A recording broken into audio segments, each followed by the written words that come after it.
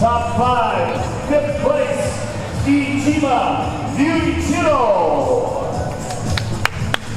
4th place, New Zealand, Scotty Yang.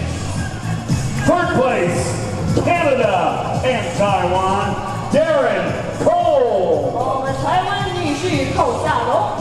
Now top 2 goes to the team from Taiwan, Liang Yourou. So right now, the top 1 goes to the representative of Taiwan. Congratulations, Xu Renma. So that was pretty much the only survived footage from Ironman 70.3 Kentin 2023. Yeah, what happened? I kind of noticed something wrong when I was doing the interview with Rico Borgen. Only alcohol-free beer. Yeah, alcohol-free beer. Okay. Yeah, some footage data was broken and I couldn't recover it. And yes, exactly, that's what happened. I recorded the whole race with the help of my videographer, but I lost the data. It's gone. That's one of the reasons why I couldn't really do a new video, because I just didn't have the footage. Also, I was worried that I would record something and that's gonna vanish. But now I've got a new video camera and yeah, unfortunately I've lost the majority of the data, but of course I took some photos and videos with my smartphone. So what I'm gonna do is I'm gonna go through photos, mainly what I ate, and yeah, some random videos in between. Let's do it.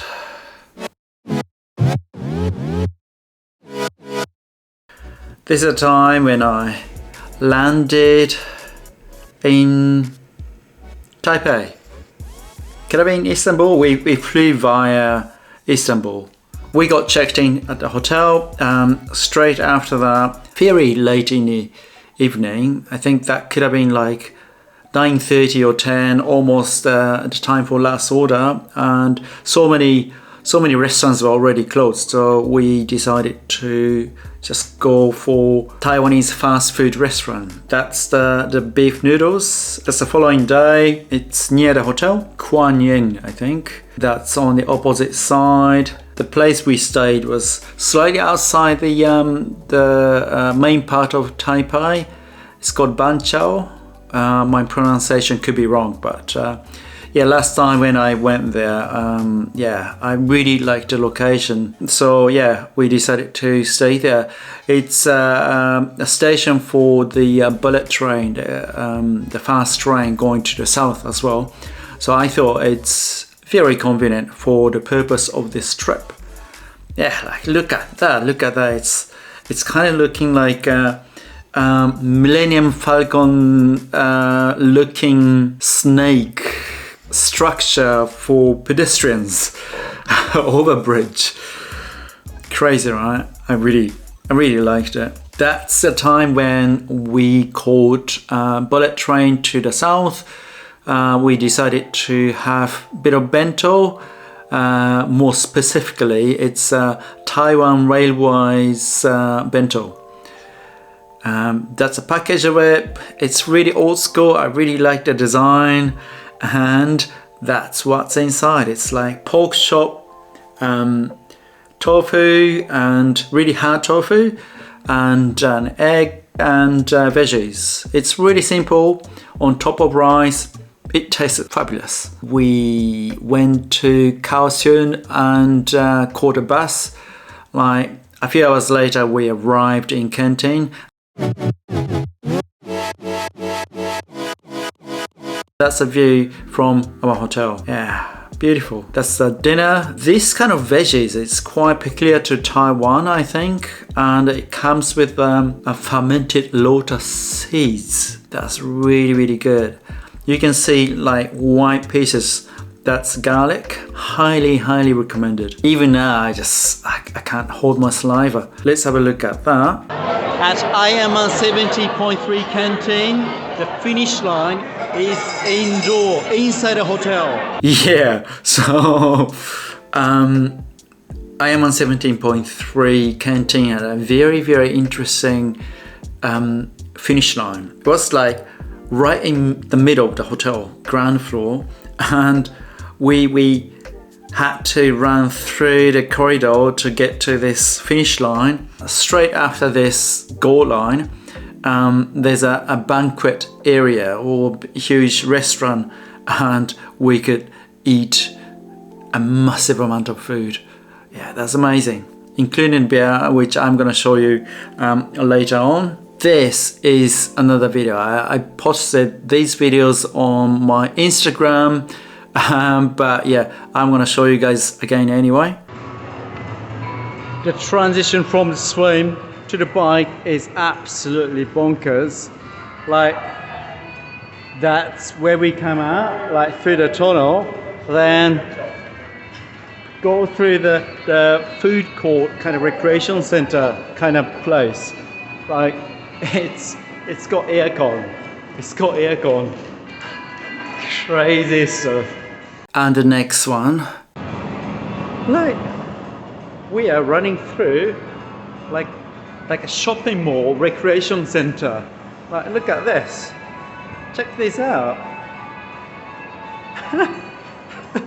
And yeah, that. And we're gonna go upstairs here. Of course, we had to climb up these stairs, which I'm gonna show you next. And the stairs, just walking up 2 levels. Crazy. I like it, just like that. Like going up to the T1.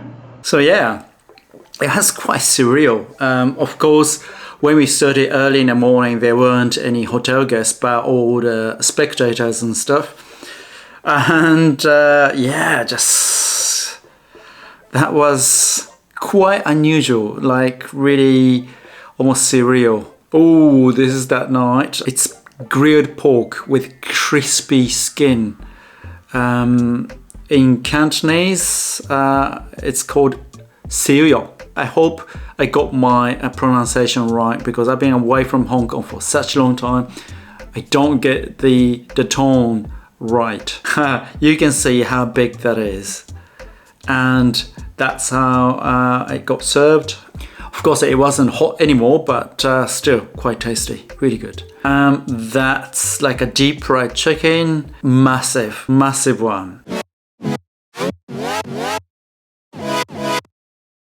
I think this is a photo of the swim course one day before the race, and yeah, you get to see the whole course. The course itself is very easy to navigate, but on the race day, it was quite interesting because the night before there's a bit of rainfall, and of course the water temperature near the beach went down. Organizers checked the water temperature, and I think the water temperature was 23.8 or something. Anyway, below the line to allow wetsuit. The thing is that maybe like after 150 or 200 meters out, the water temperature goes really warm.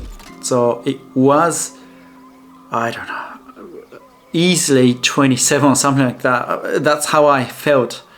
And I kind of knew that because I think 2 days prior to the race, I went out, I swam out, and I felt it. Like, even without a wetsuit, I felt, oh, it's quite warm. No way wearing a wetsuit, no matter what. There are so many people wearing a wetsuit at the start. I'm really worried about them because it was hot. So the gun goes off. There are no pros, so just age groupers starting, rolling start. I was maybe like a 10th or 15th behind the first ones.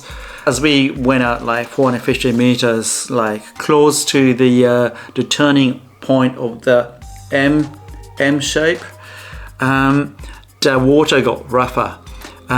It got quite choppy. After the first corner, people who were not used to swim in choppy water, they just suddenly stopped and started breaststroke. So I was like stuck behind them, even though I could see exactly where I was going. But yeah, got stuck in there. But as a whole, kind of went okay. It's not spectacularly fast, of course, because I think I'd have been swimming like max twice a week, usually only once a week. So compared to the level I was at Ironman Hamburg 2023, it was quite a lot slower. Of course, with that wetsuit, but the seawater gives us buoyancy, so I think I could swim very okay. Then the transition, after the beach exit, we had to run through a really narrow kind of tunnel, natural gap kind of place. That was really good fun. And of course, up these stairs to the transition zone. I had a camelback filled with ice cubes. That was cooling down my core temperature. If you're racing in a really hot condition, I strongly recommend you to put ice cubes in your camelback so you can cool your body down. In my head, I had two distinctive sections. The first part, undulating part, and I thought, okay, I just keep my tempo and see what others are doing. I was pedaling kind of okay, not pushing too much, but yeah, I was going quite fast, even though there was quite a bit of wind. I think, I went like 38 kilometers per hour. And the thing is, at the beginning of the second half, there were bridges, and that was really, really, really scary. And yeah, I just couldn't keep my position down on my air bars at all. I had to really hold on to the bars and control. I was riding rear disc. Usually I don't have problems. Front tri-sport as well, it's not unstable, it's quite stable. I actually got to discover something really crucial just after we left Germany. So on the way to Taiwan, I was reading the athlete's guide again, just in case. I think that could have been in Istanbul or something. I read one line, we may not be allowed to use a rear disc if it's windy. But I thought, well, doesn't matter, how windy can it get, right? And if it gets too windy, if they say, no, you guys are not allowed to ride rear disc, then I thought my setup is quite old school, so I thought I'd be able to find someone using an old school rear wheel with rim brakes. Doesn't matter if it's not 11 speeds, 10 speed, I can do that with my rear max. I could just adjust and it would be fine. That's what I thought. And after the race, I heard that like a few years back, it was so windy that so many bikes were blown, like really, really blown and off the rack in the transition zone. I got to see a video of it. I don't have that video here, but that was like scary windy. So yeah, oh yeah, that was so windy that not only like putting hands on a base bar, but they actually had to get off the bike and just try not to get blown like completely. So that was that windy. So luckily it wasn't that windy, but after the turnaround, it got better because the direction of wind was better. And again, I think I was going at like 38 kilometers per hour or something like that. And because of the wind direction, the last half, so the last quarter of the whole course was hellish. It's like, yeah, it seemed like I could ride quite well because the most of the course was sort of sheltered by something, but because there are quite lots of gaps in between, so yeah, every time I went through these gaps I had to really be careful not to get blown out. So yeah, I kept my power really low, or more honestly, like I just couldn't push harder because of the wind. And yeah, that's how I got back to the T2.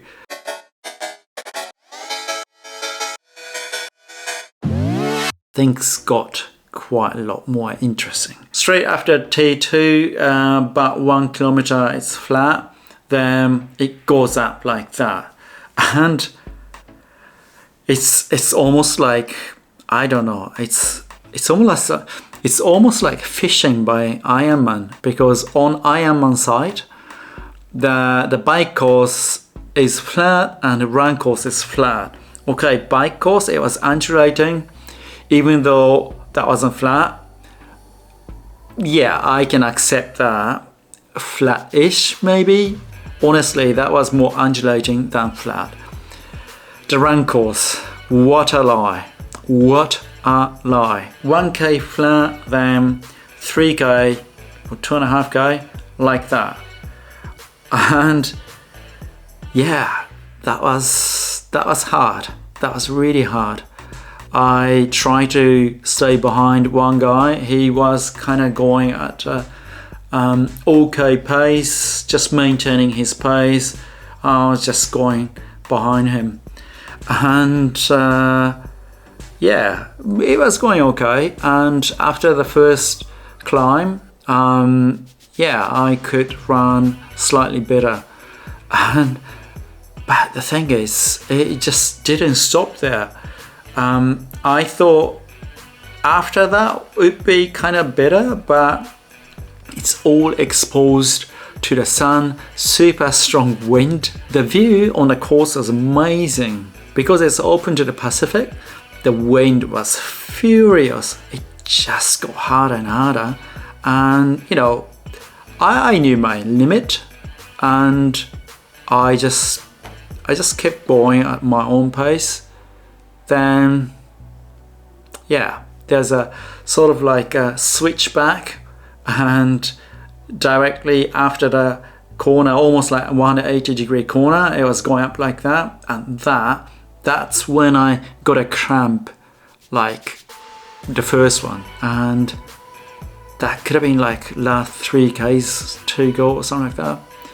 I think I was second in my age group, but then massive cramp, and I had to stop there for like 3 minutes stretching on the side of the street. Prior to the race, I did a block of heat training. Yeah, but that wasn't enough. I think my body wasn't ready for the heat, the actual heat in Asia, Asian heat. And yeah, in the end, I was fifth, top 5. I got a trophy, and yeah, I got a slot for the Ironman 70.3 World Champs in Taipei in 2024. So yeah, I was quite happy. I was very happy.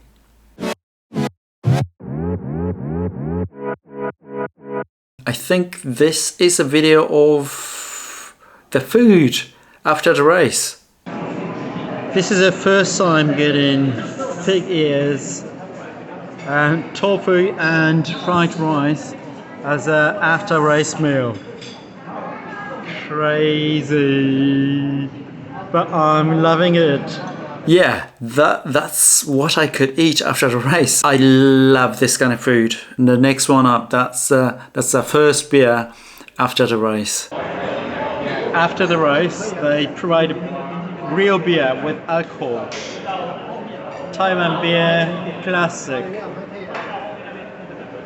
I haven't had real beer after the race for a quite long time. It's got 4.5% alcohol. I'm looking forward to it.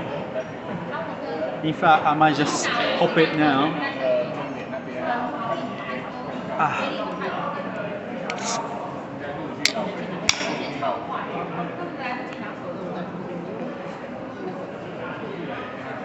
Paused.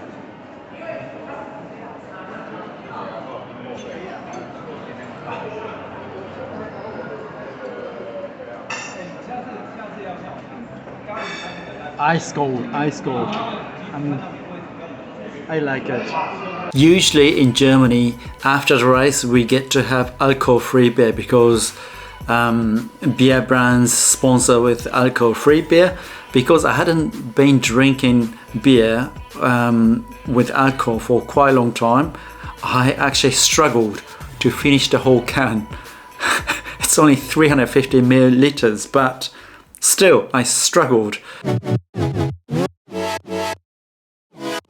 So after the race, we went to Kaohsiung. This drink was at a cafe really close to our hotel. Check this out. It's got a Shiba Inu on top of bubble tea, just floating. So cool. And another one, look at this. This is the beer.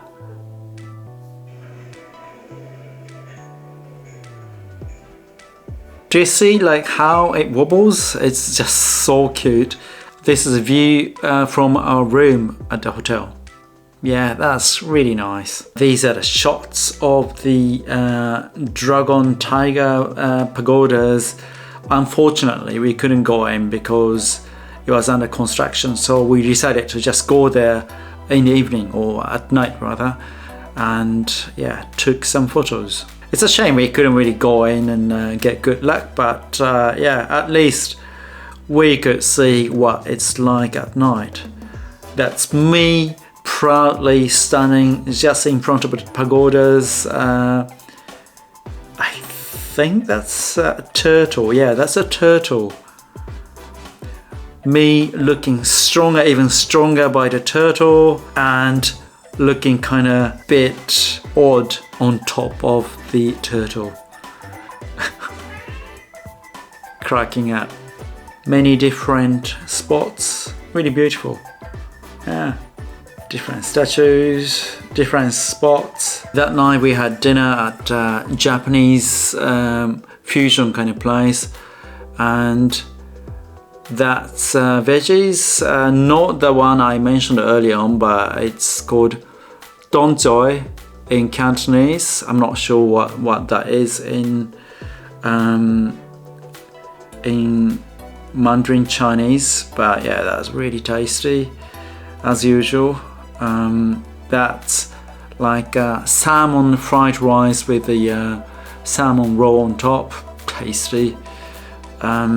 That was like a cheese stir fry, chicken stir fry with onions. And that's a pork. Oh, this is a taxi. It took us from the hotel to the train station. Hopefully the music in this is not gonna ban this video, but yeah, have a look. So there are so many talking points here. To begin with, there are like so many things in this taxi. Yeah, crazy amount of things. And two, he asked us where we are from, and we said we are from Germany, and he started showing German pop song, which is kind of like somehow a singer I don't really like, because her songs gets played like over and over at many German triathlon races, because she sings a song called Marathon, and yeah, just I cannot can't listen to her songs anymore.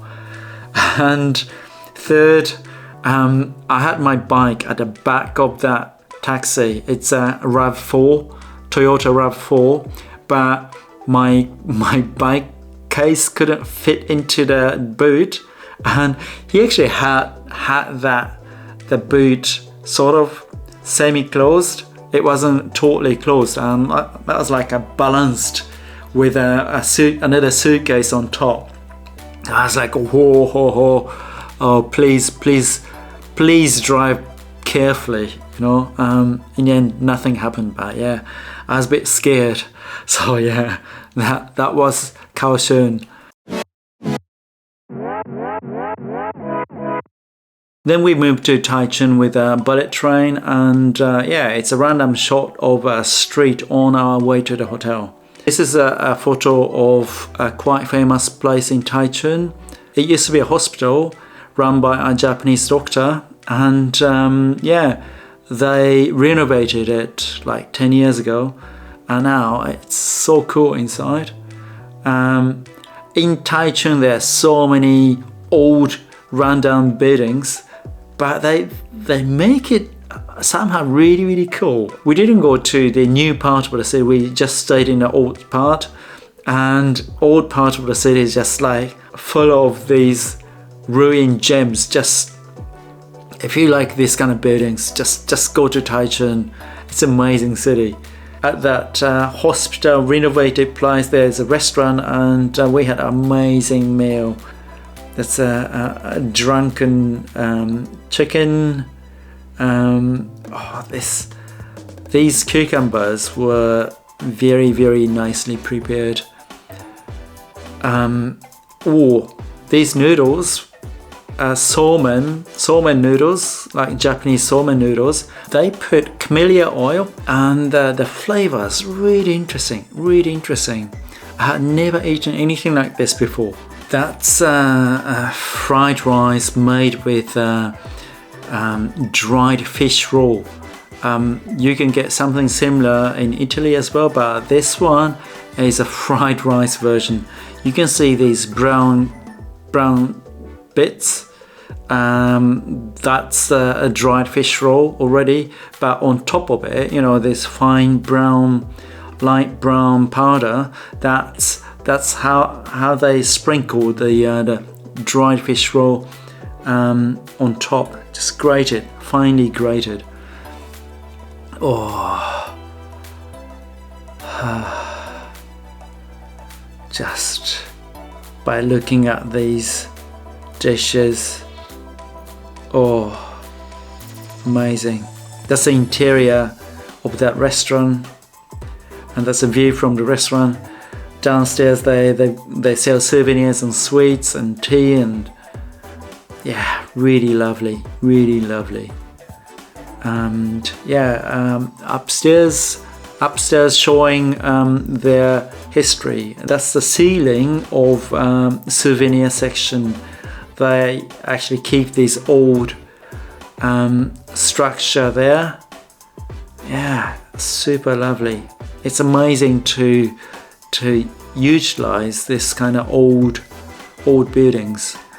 Yeah, some nice cool streets there.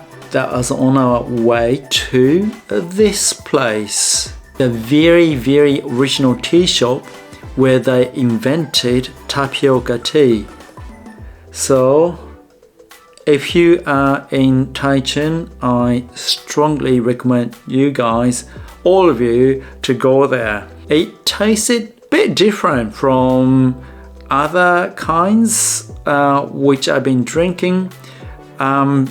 They really bring the aroma of the tea up front, and less of sort of, you know, sweet drink. It's really, I can say that, yeah, they do really focus on the tea side. Yeah, it was really good. Yeah, the original place, the Taichung Electric Street. It looked kind of cool in the evening, so I just took some shots. Yeah, it's the old part of the station. You see the structure at the behind, in the background. That's the new part, and this brick building is the old one. Yeah, it's just looking so cool.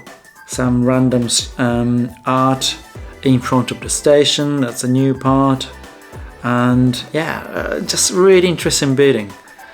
Blue Sky Hotel. They just totally renovated old random buildings. Yeah, just really interesting all over the city.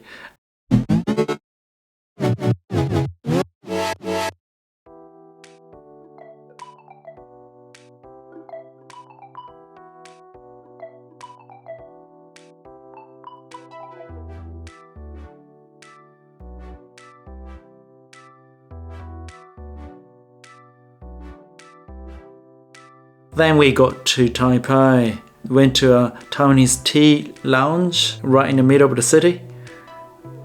Yeah, and had lovely food. Yongxin. Yeah, they have really good tea too. Lovely food. I know. It was just like me showing some random touristy spots and food, mainly food. But that's how the whole trip was. After the race, I started fully eating, like full on mode, and I gained 4 kilos in 2 weeks.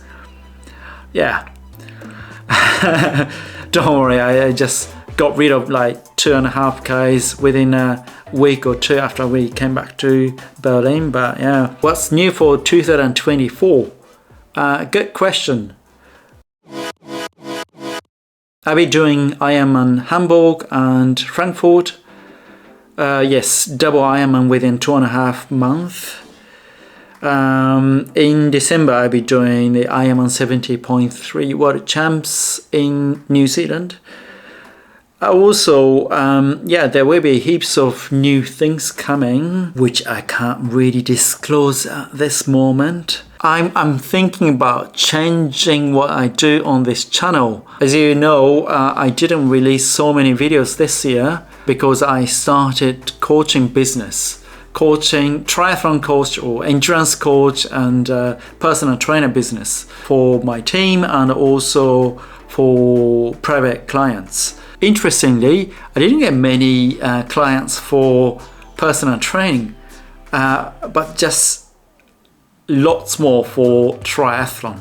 I'm just so much more known in a triathlon world. So yeah, I might bring back triathlon sushi. I do keep the Fast Fat as a website, but for YouTube, maybe even for Instagram, because yeah, I'm a bit annoyed because when I search the Fast Fat on YouTube, it doesn't show my channel somehow. It's crazy. When I did triathlon sushi, it showed my channel, but the Fast Fat, it doesn't show my channel, which is kind of useless. If I tell random people on the street, like, yeah, check out the Fast Fat, they can't really find the channel. But yeah, with triathlon sushi, they can. And also the majority of clientele is triathlon clients. So yeah, I might. So stay in touch. I try to make some interesting contents next year. So yeah, that's all from me, and see you in the next video.